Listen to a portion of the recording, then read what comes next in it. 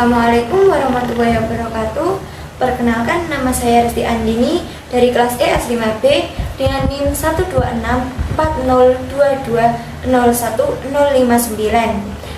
Saya membuat video ini untuk memenuhi tugas UAS dari mata kuliah Sosiologi Ekonomi Islam. Pertanyaan pertama, menurut pendapat Anda, bagaimana perkembangan sosiologi ekonomi dari masa ke masa? Menurut pendapat saya, sosiologi sendiri diartikan sebagai ilmu yang mencangkup tentang struktur sosial, proses-proses sosial, dan perubahan-perubahan sosial yang ada di masyarakat.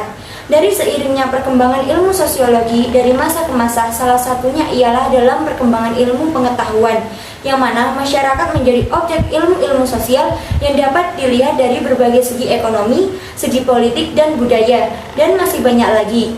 Contohnya saja, sebagaimana masyarakat memenuhi kebutuhan hidup mereka, cara bersosialisasi mereka terhadap masyarakat, dan masih banyak lagi.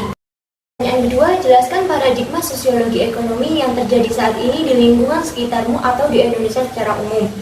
Paradigma dalam ilmu sosiologi didefinisikan sebagai kumpulan konsep tertentu yang digunakan untuk menganalisis sebuah masalah sosial. Di antaranya ada paradigma fakta sosial yang artinya mencangkup tentang aturan, peran sosial, dan status sosial. Contohnya, kita harus mematuhi kebijakan pemerintah agar sesuai dengan fakta aturan yang berlaku. Dan yang kedua, paradigma definisi sosial yang artinya definisi sosial ini lebih cenderung mengutamakan individu sebagai pusatnya.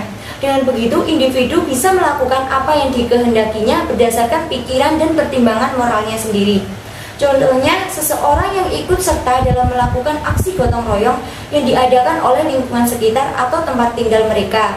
Dan yang ketiga, paradigma perilaku sosial yang artinya paradigma ini memfokuskan pembebasan terkait tingkah laku atau kebiasaan manusia dan potensi pengulangan perilakunya.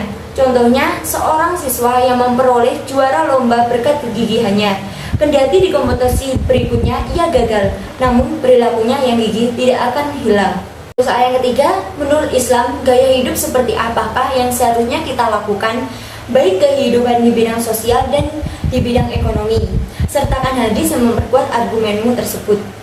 Jawaban saya, menurut Islam, gaya hidup yang harus kita lakukan ialah dengan cara tidak menghambur-hamburkan uang atau bisa dikatakan berfoya-foya, tidak membeli barang yang tidak dibutuhkan, seperti halnya juga dengan cara berpakaian yang semakin maju perkembangan era modern, maka cara berpakaian juga sudah berubah.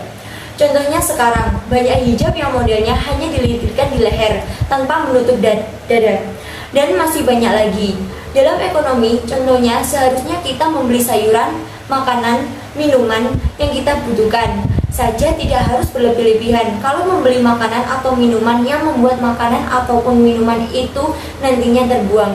Untuk memperkuat argumen di atas, terdapat hadis yang terdapat dalam Al-Quran Surat Al-Ma'dah ayat 77 yang berbunyi, "Hai ahli kitab, janganlah kamu berlebih-lebihan melampaui batas dengan cara tidak benar dalam agamamu, dan janganlah kamu mengikuti hawa nafsu orang-orang yang telah saat dahulunya sebelum kedatangan Muhammad, dan mereka telah menyesatkan kebanyakan manusia, dan mereka tersesat dari jalan yang lurus." Quran Surat Al-Ma'dah ayat 77.